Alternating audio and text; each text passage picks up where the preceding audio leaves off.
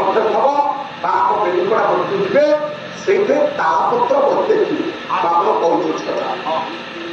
ଆମ ଘର ଯୋଉଠି ଆପଣମାନଙ୍କୁ କହିବା କଥା ନୁହଁ, ମୁଁ ବେଲୁକଡ଼ା ଗାଦି ଲୋକ ଆଗେ କାହିଁକି କହିଲେ ନା ଆମ ଘର ଗୋଟା କୋଣ ସେଇଠି ଗୋଟେ ମନ୍ଦିର ଉଠିଛି, ଆମର ଗାଦି ମଠ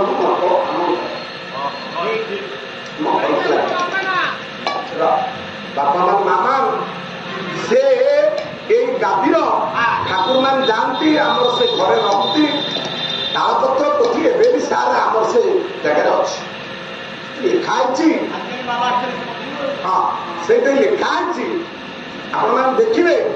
ଭାଇମାନେ ବାପା ମାନେ ଆପଣମାନେ ଦେଖନ୍ତୁ, ପାଲାରେ ଯଦି ତତ୍ତ୍ୱ ଉନ୍ମୋଚନ ହେଲା, ସାର କଥା ନହେଲା, ପାଲା ଗାଇବା ସତ ଠିକ୍।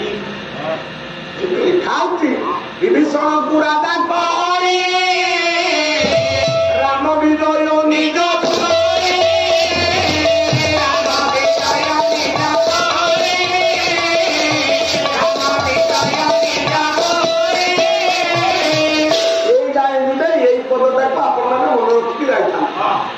ଆମର ଏଠି ମଠ ଅଞ୍ଚଳ ସଂସ୍କୃତି ମଠ ସଂସ୍କୃତି ଯୋଉଟାକୁ ଆପଣ ପଚାରିବେ ତାଳପତ୍ର ପୋଥି ତ ଦେଖନ୍ତୁ ସତ୍ୟ କଣ ମିଥ୍ୟା କଣ। କେନ୍ଦ୍ରାପଡ଼ିଆ ଭାଇ ସତ କହିଛି ନା ଏ ଆପଣଙ୍କ ପୁରୀ ଜିଲ୍ଲାର ପୁଅ ସତ କହିଛି। ପିତୃ ଉଦ୍ଦେଶ୍ୟ ବନବାସ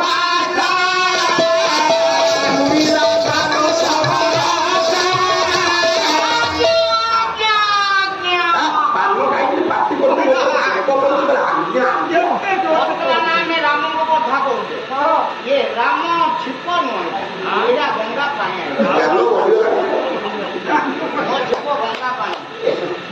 আচ্ছা কোন কাহিনী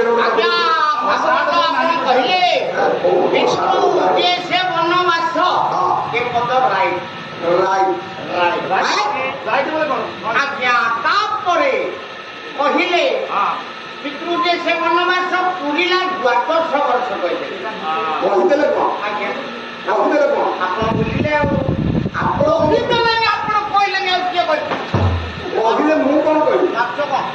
ମୁଁ କଣ ମୋ ମୁଣ୍ଡ ମନକୁ ଗୋଟେ ରାମାୟଣ ଲେଖିଦେଲି? ଆଜି ଯେମିତି ବସନ୍ତ ଭାଇ ଆସି କହିଲେ ଆପଣ ଭାବୁଥିବେ ଆପଣ ଯୋଉ ରାମାୟଣ ଶୁଣିଥିଲେ ମୁଁ ସେ ରାମାୟଣକୁ କହୁଛି, ଯୋଉ ରାମାୟଣ ଦିଲ୍ଲୀରୁ ପ୍ରଚାର ହଉଥିଲା ମୁଁ ସେ ରାମାୟଣକୁ କହୁଛି, ମୁଁ ସେ ସବୁ ରାମାୟଣ କହୁଛି। ତମେ କଣ ଗୋଟେ ନୂଆ ରାମାୟଣ ଲେଖିବ? ରାମାୟଣ ଗୋଟେ ଆଗରୁ ଲେଖା ହେଇକି ଥୁଆହେଇଛି। ରାମାନନ୍ଦୀ ସାଗର ପ୍ରେମ ସାଗର ତମେ ଜାଣିଛ, ତମେ ତାପରେ ରିସର୍ଚ୍ଚ ତମର ନାହିଁ, ତମକୁ ବାଧ୍ୟ ହେଇ କହୁଛେ କଥା।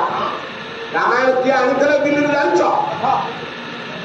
ରାମାନନ୍ଦୀ ସାଗର, ପ୍ରେମ ସାଗର, ମୋତି ସାଗର, ତିନି ଭାଇ ରାମାନନ୍ଦୀ ସାଗର। ଡାହାଣ ଆଖିଟା କଣା, ଡାହାଣ ଆଖି ନାହିଁ। ଆଉ ମନେ ରଖିତା କଣା ଲୋକଙ୍କୁ କରତେ ଯିବ ଯଦି କେହି ବାର୍ତ୍ତା କରାହୁଏ କହିଲା ଗେଡ଼ରେ ଗୋଟାଏ ପଦ ମନେ ରଖିତା।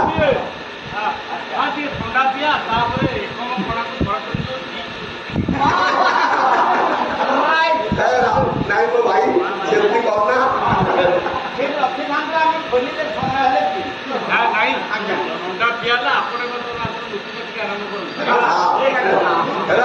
ବାପା ମାନ କହିଲା କ୍ୱଚିତ ଜ୍ଞାନବତୀ ସତୀ କାଣ ଭଗତେ ସାଧୁ। ଭାଇ କଥାଟା ତମ ଆଡିକି ଗଲା, ଏଠି ଥଣ୍ଡା ଦବା ଭାଇ ଶେଷ ପଦଟା ତମ ଆଡିକି ଯାଉଛି। ମୁଁ ଆଜ୍ଞା କହୁନାହିଁ, ଏ କଥା ଚାଣକ୍ୟ ଲେଖିଛନ୍ତି, ଶାସ୍ତ୍ର ଅଛି। ଚାଣକ୍ୟ କହିଛନ୍ତି କ୍ୱଚିତ ଜ୍ଞାନବତୀ ସତୀ କ୍ୱଚିତ ଦନ୍ତାରକ ମୂର୍ଖ କ୍ୱଚିତ କାଣ ଭବତ ସାଧୁ କ୍ୱଚିତ ନିର୍ଧନ ଖାଲତ ଭବେ। ଜ୍ଞାନୀ ଆପଣ ଭାବୁଥିବେ ମୁଁ ଏ କଥା ଆଜ୍ଞା କାହିଁ କହିଲି, ମୁଁ କାହିଁ ତାକୁ ବାଡ଼େଇଲି? ମୁଁ କଣ ଲେଖକ ନା କବି ନା ମୁଁ ଆଜି କିଛି ଇତିହାସ ପରିବର୍ତ୍ତନ କରିଦେବି? ପରିବର୍ତ୍ତନ ବାପା ମା ର ଆଜି କଥା ମୋ ଜ୍ଞାନୀ ମଣ୍ଡଳୀ ମଉସା ସେଇଠି କଣ ପାଟି କଲେ? ମଉସା କଣ ହେଲା ଆପଣଙ୍କର?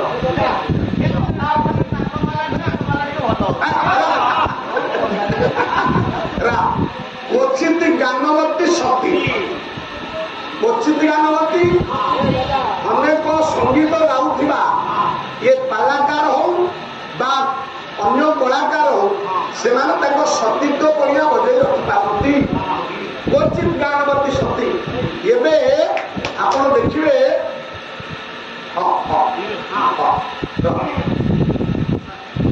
बाबा टिके मु मन पकड़ दउछि एबे गोटे यात्रा कलाकार आपण मानक सामाजिक भाई माने इलेक्ट्रोनिक्स मीडिया भाई माने पचारले बोले आपण एते दिन घर द्वार छाड़ी रखते केमतिया ना परक्रिया प्रीति ये यात्रा भी अछि मुझे कथा दुख सहित कहला बाध्य एक कथा मोर कहला कथा मो किंतु कहला बाध्य होचे क्वचित ज्ञानवती क्वचित दंतावत मूर्ख आपण देखिए जते दांतुरा लोक आपण अंचल थिबे सेमाने आज्ञा केही मूर्ख होय दंतावत लोक बा दांतुरा लोक ये पंडित क्वचित दंतावत मूर्ख क्वचित काण भवते साधु काण कहले पुणा लोक यार बुद्धाया कि नतल से आज्ञा साधु शास्त्र कहते आउ शास्त्र शेष पद कहले आम भितर जन अच्छी खराब बाटिब ये 100 टका खर्च कर ठंडा देने खराब बाटे क्वचित निर्धन खालेट भावे नाई रे ये क्वचित चंदा लोक बाबू माने ये निर्धनी होती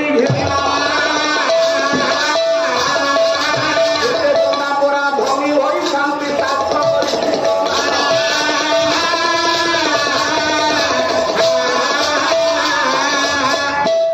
क्वचित धन ये टका लोक आज्ञा जो 2.5 रुपया लोक मो सागे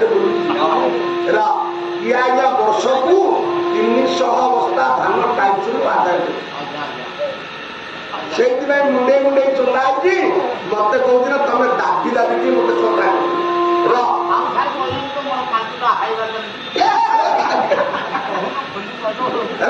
हे ज्ञान मंडल मो गाँव मैंने बापा मैंने भगवान सत्यनारायण स्वामी सिद्धार्थ हर विष्णु शशिवर्धन ना कौन विजय बाबुकर भगवान सर्वारिष्ट प्रदान कर सर्वविध कल्याण करंतु सर्वे बोलंतु आनंदे कुमार मैंने कहीं कथा कहीदेली कथा कौन आरंभ होता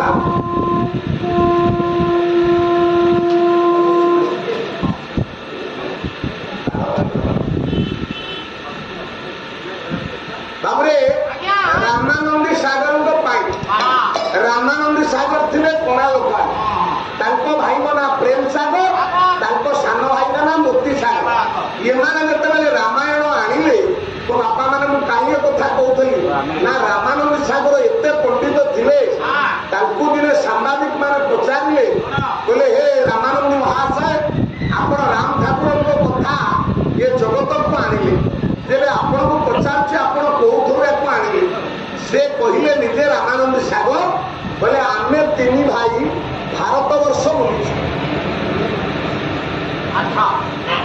भारत वर्ष बुलला संग्रह करूँ 120 गोटी रामायण 120 रामायण जहाँ सरतत्व पाइलु रखी ये पचारे सामाजिक बंधु ताले 120 रामायण कौन पाइले ना मात्र 5टा चरित्र आम पाई रामायण मात्र 5 जन को लेकिन आपण मानकर पुरी जिला गोप ब्लक नागपुर निवासी पंडित दिगंबर पंडा वो गोटा पद 5 जन को लेकिन रामायण बड़ा राम परी राजा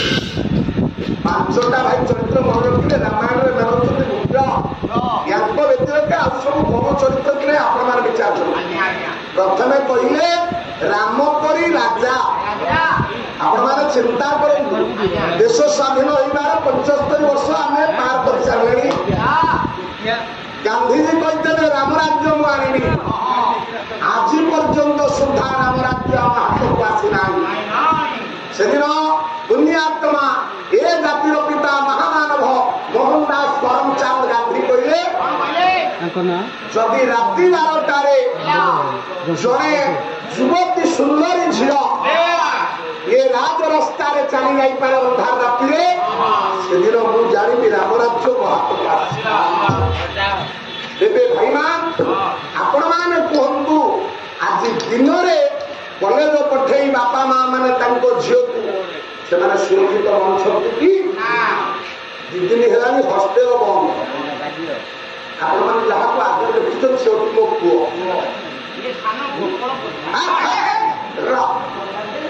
एसीएस कॉलेज में +2 सेकेंड ईयर साइंस पढ़ुँ डर लगुच ना भाई मान आसना तार इच्छा ये पाला टे आस तू ट्यूशन सारू तेलांग स्टेशन होला बाप को सांग जदि ये 2-3 दिन मिलगला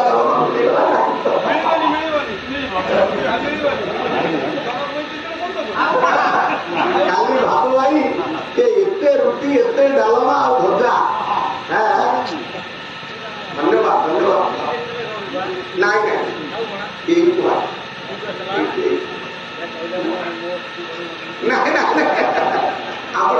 कौन मुझे जाने ना सजन कहीं कथा कहूँ जार खाइब बाबू न करते काम आम देशे कही खाती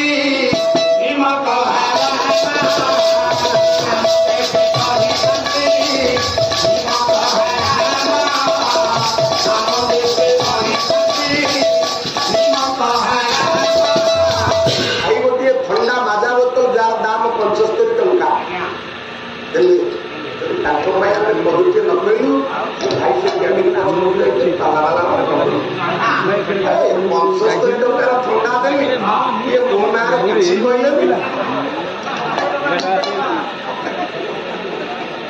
कौन भाई पड़ेल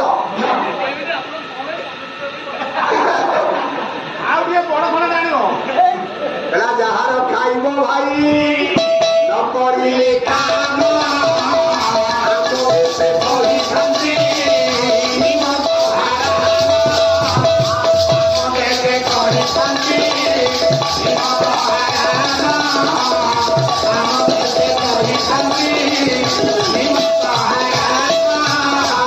ज्ञानीमंडली जार खाइब से विपदता संपर्क कहे समाज यदि न कहे आप कृतज्ञ कहे आप कृतज्ञ हूँ कृतज्ञ हूँ ना आप आशीर्वाद पात्र हूँ अभिशाप के पात्र हूँ ना जगत में अभिशाप पड़े आप ध्वंस हो आशीर्वाद पड़े आप आप कृतज्ञ हेले भगवान आपको आशीर्वाद करेंगे कृतज्ञ हेले अल्प दिन नाश जो भाई 5 दिन आपण पाखे रही से डालमा भात पक्ष वो पूरी डालमा छाड़ीदे अन्य कौन शिखार को डालमा पाइना आपण मैंने मटन दे पारती आपण मैंने पनीर दे पारती छतु दे पारती अलगा कथा छाड़ती किंतु पूरी डालमा खाली बाजिदेले तार बास्नाटा अलगा कहू कहू आपण ये दिगे आसली 5 जन होती रामायण पात्र रामपरी राजा केते राजा देले केते आमे मंत्री देखिले केते आमे देखिछि प्रधानमंत्री किंतु आज भी जे घटुछि पंडित मंडली राम राज्य काहिबो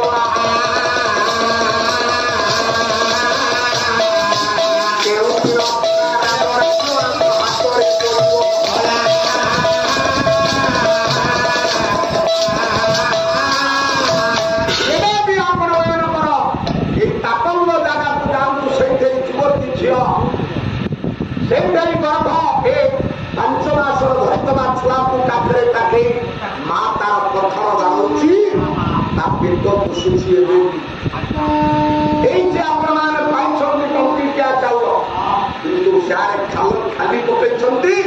ବାପା 14 ପୁରୁଷର ଭିଟା ମାଟି ଆମ ଜମି ଏବେ ଖାଲି ପଡୁଛି।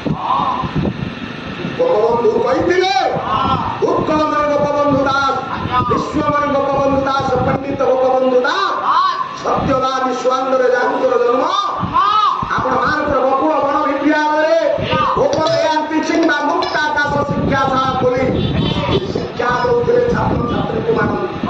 ଉତ୍କଳର କେତେ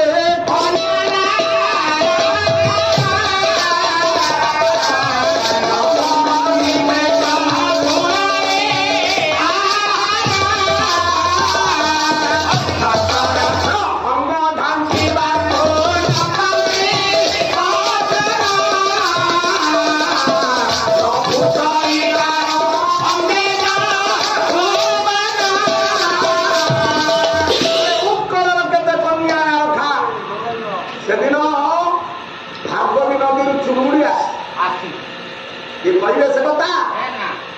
ଭାଗବୀ ନଦୀରୁ ଚୁଙ୍ଗୁଡି ଆସିଛି। ଶାରଦ ତାଙ୍କେଇ ଉଷୁନା ଚାଉଳ, ନାଲିଆ ଚାଉଳ, ଭାତ ବଢାଇ କଦଳୀ ପାତ୍ରରେ ଭାତ ପଡିଛି, ଚୁଙ୍ଗୁଡି ଥୁଆ ହେଇଛି, ବସିଛନ୍ତି ଅନ୍ୟମାନେ ଖାଇବା ପାଇଁ ବସିଛନ୍ତି ଉତ୍କଳମଣି ଗୋପବନ୍ଧୁ ଦାସ। ଏତିକି ବେଳେ ସମସ୍ତଙ୍କ ହାତ ଆଜ୍ଞା ନିଜ ପାଟିକୁ ଯାଉଥିଲା ବେଳେ ସେଇ ଆଶ୍ରମର ବାହାରେ ଗୋଟିଏ ଛୋଟିଆ ଝିଅଟା କାନ୍ଦୁଛି। ବାବୁ ଖାଇବାକୁ ଦିଅ, ବାବୁ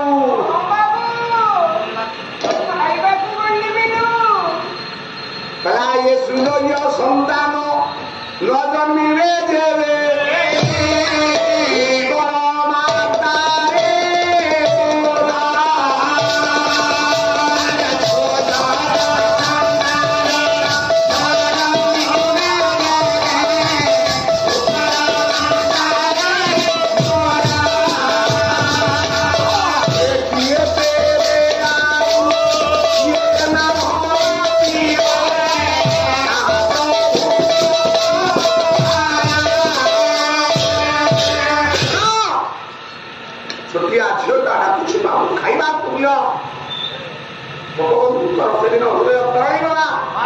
ଯଦି ସୁଯୋଗ୍ୟ ସନ୍ତାନ ଏ ମାଟିରେ ଜନ୍ମ ନତା କିଏ ତେବେ ଉତ୍କଳ ମାତା ଟେକ ରଖିବ?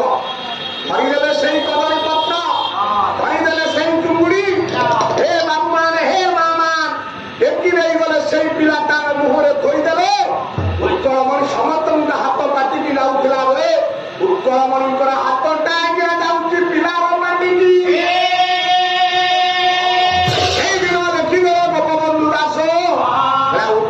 କେତେ ହେ କନ୍ୟା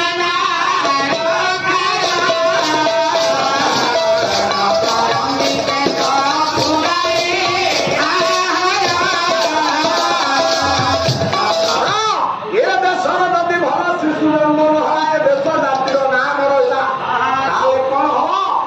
ବାପା ରାମ ରାଜ୍ୟ ଆଜି ଆମର ଆସିବ। ଭାଇମାନ, ବାପାମାନ, ରାମ ପରି ରାଜା, ସୀତା ପରି ଭାଗ୍ୟା, আর কেতে ঝিও জন্ম হবে, কেতে মো মা বহু ହେଇକି ଆସିବ, କିନ୍ତୁ ଇନ୍ଦାବତ ସୀତା ମାକୁ ପୂଜା। କାହିଁକି? ସୀତା ହଉଛି ପୁଣ୍ୟ ଶ୍ଲୋକା, ପୁଣ୍ୟ ଶ୍ଲୋକ ନରା, ପୁଣ୍ୟ ଶ୍ଲୋକ ଜନାର୍ଦ୍ଦନ, ପୁଣ୍ୟ ଶ୍ଲୋକ ଯୁଧିଷ୍ଠିର, ପୁଣ୍ୟ ଶ୍ଲୋକା ଚବୈଦେହୀ।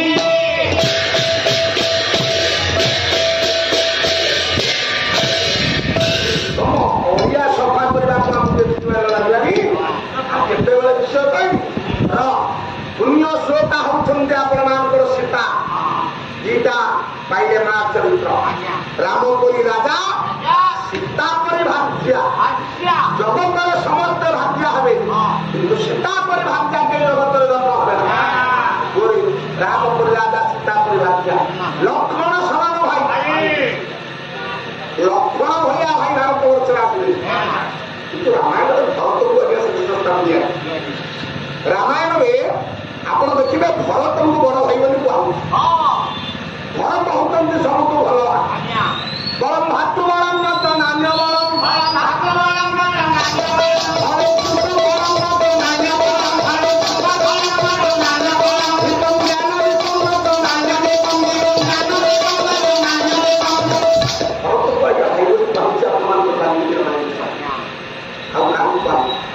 କିନ୍ତୁ ଏ ଦିଗମ୍ବର ପ୍ରଧାନ କହୁଛନ୍ତି ଲକ୍ଷ୍ମଣ ସମାନ ର କେତେ ଚରିତ୍ର ହେଲା ଯେମିତି ଆଉ ଦି ଜଣଙ୍କ ପାଇଁ ରାମାୟଣ ବୋଲେ ସୁଗ୍ରୀବ ପରି ମିତ୍ର ଜଗତରେ ଅନେକ ମୈତ୍ର ସାଙ୍ଗ ସାଥୀ ଆପଣ ହେବେ କିନ୍ତୁ ସୁଗ୍ରୀବ ରାମ ଯୋଉ ସାଙ୍ଗ ଏ ଜଗତରେ ଆଉ କେହି ହେବେ ନା। ପଦ ବୋଲିଲେ ମୁଁ ଗାୟକ ପଦ ନ ବୋଲିଲେ ମୁଁ ଗାୟକ ନୁହଁ। ବୈଦେହୀଶ ବିଳାସ କବି ସମ୍ରାଟ ଭଞ୍ଜ ବୋଲେ ରାମ ସୁଗ୍ରୀବ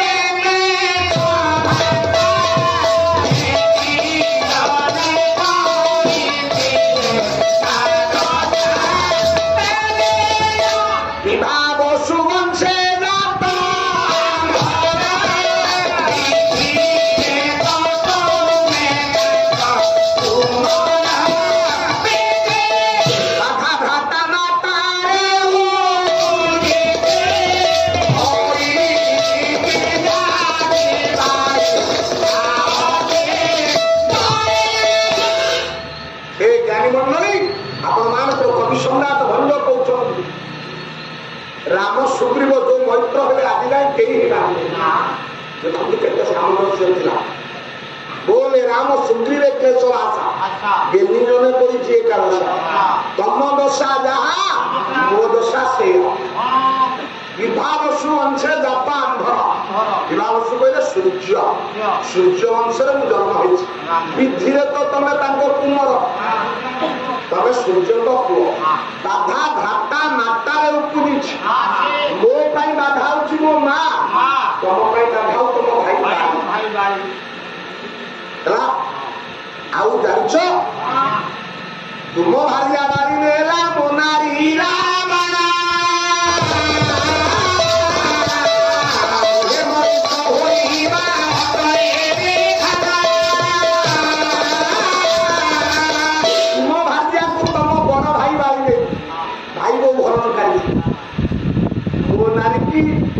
ରାବଣ ନେଇଯାଇଛି ବୋଲି ମୁଁ ଖାଲି ଶୁଣୁଛି ଗୋଟା କୋଚା ମାଂସ ଖିଆ ଦଣ୍ଡାଉ ମତେ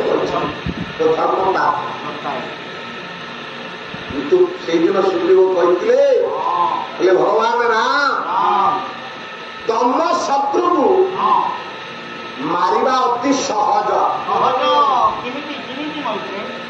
ମୋ ଶତ୍ରୁକୁ ଇଏ ଜଗତରେ କେହି ମାରିପାରିବେ ମୋ ଶତ୍ରୁ ହଉଛି ବାରି ତା ବଳ କେତେ ଜାଣିଛ ତା ବଳ କେତେ କବି ସମ୍ରାଟ ଭଞ୍ଜସା ବୈଦେହୀଶ ବିଳାସ ବାରି ବଳଟା କେତେ ଇଏ ବାଲା କୁଆଡେ ଆସୁଛନ୍ତି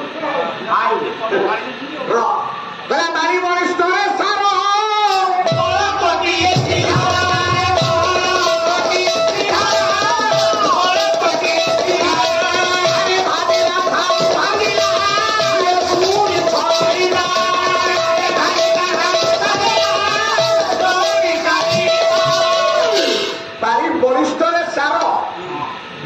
ଗୋଟିଏ ସିଂହର କେତେ ବଳ ନା ଗୋଟିଏ ସିଂହର ଯେତିକି ବଳ ଏକା ବାଲିର ବଳ ହଉଛି ସେତିକି ଭାଇ ମାନେ ଆଉ ଗୋଟେ ଆଲୋଚନା ମନ ଦେଇକି ଆପଣ ମାନେ ଚିନ୍ତା କରିବେ ଇଏ ଆମ ପୁରୀ ଭାଇ ଠିକ ନା ଏ କେନ୍ଦ୍ରାପଡ଼ିଆ ଭାଇ ଠିକ ବାଲିର ବଳ କେତେ ଗୋଟିଏ ସିଂହ ଭାଇ ସିଂହକୁ ଇଂଲିଶରେ କଣ କହନ୍ତି ଲାୟନ ତ୍ରେତୟା ଯୁଗରେ ବାଳିର ବଳ ସିଂହ ସହିତ ତୁଳନା ହେଲା ଲାୟନ ସହିତ ତୁଳନା ତାର ବଳ ଅର୍ଥ ପାଲା ଲାୟନ୍ସ ପାଲା ଏଲପି ବାଳିର ବଳ କେତେ ନା ଏଲପି ଇଂଲିଶରେ ଲାୟନ୍ସ ପାଲା ତାପରେ ଯୁଗ କଣ ଦ୍ୱାପରରେ କାହାର ବଳ କେତେ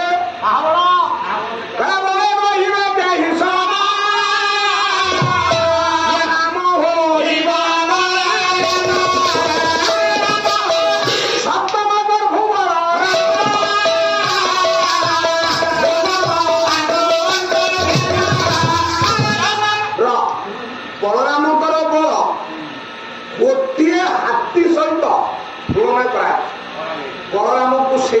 ପାଇଁ କହନ୍ତି ମଦ ହନ୍ତି। ଭାଇ ବର୍ତ୍ତମାନ ଅଛି ୟାଙ୍କ କାମ କଣ ନା କାଦମ୍ବରୀ ପାନ କରିବା। ଯିଏ କାଦମ୍ବରୀ ପିଇଲା ସେ କୋଉ ଅବସ୍ଥାରେ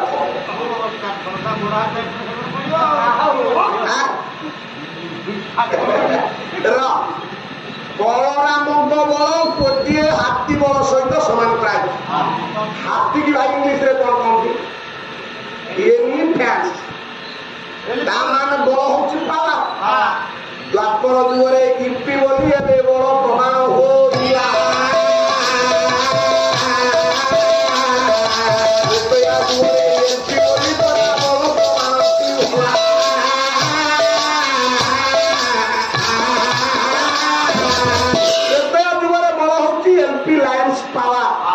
ଦ୍ୱାପର ଯୁଗରେ ବଳ ହେଲା ସାରା ଇମ୍ପି ଏଲିଫ୍ୟାଣ୍ଟ ପାଲା।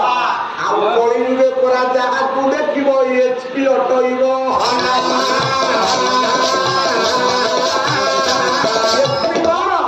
ମୋ ସାନ ଭାଇ ଏଠି ମାଇକି ଲଗେଇଛନ୍ତି, ସେ ମାଇକି ବାଲା ଭାଇ କୁଆଡେ ଗଲା? ମୁଁ ପଚାରି ଭାଇ ଏଇଟା କେତେ ମେସିନ୍ ନା ସାର୍? 1 HP। ମୋଟର ତମ ଘରେ ଲଗେଇଛ ଭାଇ କେତେ ମୋଟର ପାୱାର? ନା 1/2 HP। ଆପଣ ବଡ ଯଦି ମୋଟର ଆଣିବେ 5 HP। HP କଣ? ହର୍ସ ପାୱାର ନା ନାଇଁ? ଘୋଡାର ବଳ କଳି ଯୁଗରେ ରହିଲା, ଦ୍ୱାପର ଯୁଗରେ ରହିଲା, ତ୍ରେତୟା ରହିଲା। ଆର ପାଲା ବାଲାଙ୍କୁ ପଚାରିବ ସତ୍ୟ ଯୁଗର ବଳ ଯେ ମାନ ଅଧିଦେବେ ଯଦି କେନ୍ଦ୍ରା ଭାଇ ପଇସା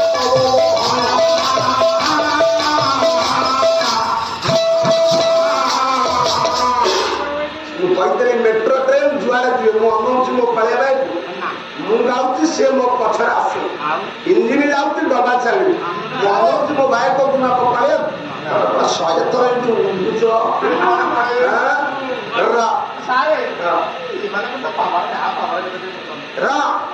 କାହିଁ ଏ କଥା କହୁଥିଲି ନା ସୁଗ୍ରୀବ କହୁଛନ୍ତି ଆପଣଙ୍କ ଶତ୍ରୁକୁ ମାରିବା ସହଜ ନା ମାରିବ ତମେ ଗଲେ ଆମେ ପଳେଇବା। ଆଉ ଅଧଘଣ୍ଟା ବସ, ଅଧଘଣ୍ଟା ପରେ ସମୟ ଥିଲା। କାହିଁକି ଏ କଥା କହିଲି ଜ୍ଞାନୀ ମଣ୍ଡଳୀ? ନା ସୁଗ୍ରୀବ କହୁଛନ୍ତି ତମ ଶତ୍ରୁକୁ ମାରିବା ସହଜ, ମୋ ଶତ୍ରୁକୁ କେହି ଏ ଜଗତରେ ମାରିବ ନା। କାହିଁ ମାରିପାରିବ ନା? ନା ଶତ୍ରୁ ଠାରେ ତାର ବହି ଶ୍ରୀରାମ ଲୀଳା କବି ଅନମନରେ ପ୍ରମାଣ ଦେଇ କହିବି ବହିରେ ନଥିଲେ ପଇସା ଦେବି ନା। ମାହାଳିଆ ଆଉଥିଲି ପାଲାକୁ ଶତ୍ରୁ ଠାରେ ତାର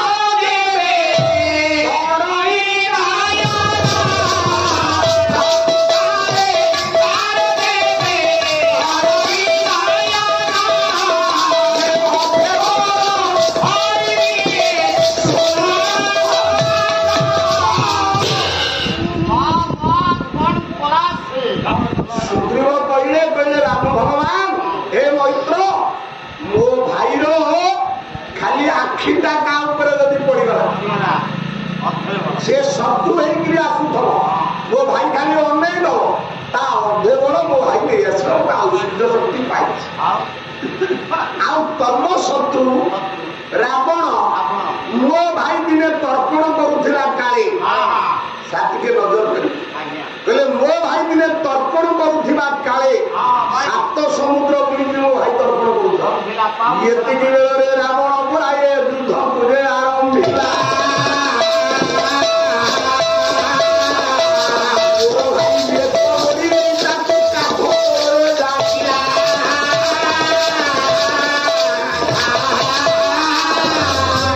ମୋ ଭାଇ ମାରି ସୂର୍ଯ୍ୟଙ୍କୁ ତର୍ପଣ କରୁଥିଲା କାଳେ ଇଏ ରାବଣ ଯାଇକି ଯୁଦ୍ଧ ଭିକ୍ଷା କଲା। ଭାଇ ମୋର ଚିନ୍ତା କଲାରେ ମୋ ତର୍ପଣ ସମୟରେ କିଏ ଗୋଟେ ମତେ ଡିଷ୍ଟର୍ବ କରୁଛି, ତା ବେକଟାକୁ ଧରିଦେଲା, କାଖ ତଳେ ଆଣିକି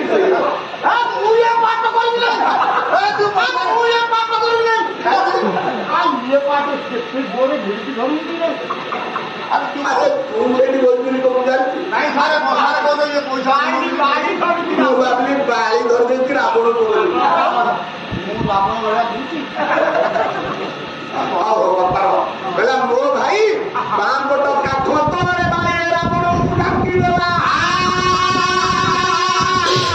ଜ୍ଞାନୀ ମଣ୍ଡଳୀ ତେବେ ଚିନ୍ତା କରନ୍ତୁ ସୁଗ୍ରୀବ ପରି ମିତ୍ର ଆପଣ ପାଇଛନ୍ତି ଏ ଯାବତ ଆଉ ଶେଷରେ ହନୁ ପରି ହନୁମାନ କିଏ ନା ଭଗବାନ ରାମଙ୍କର ସେବକ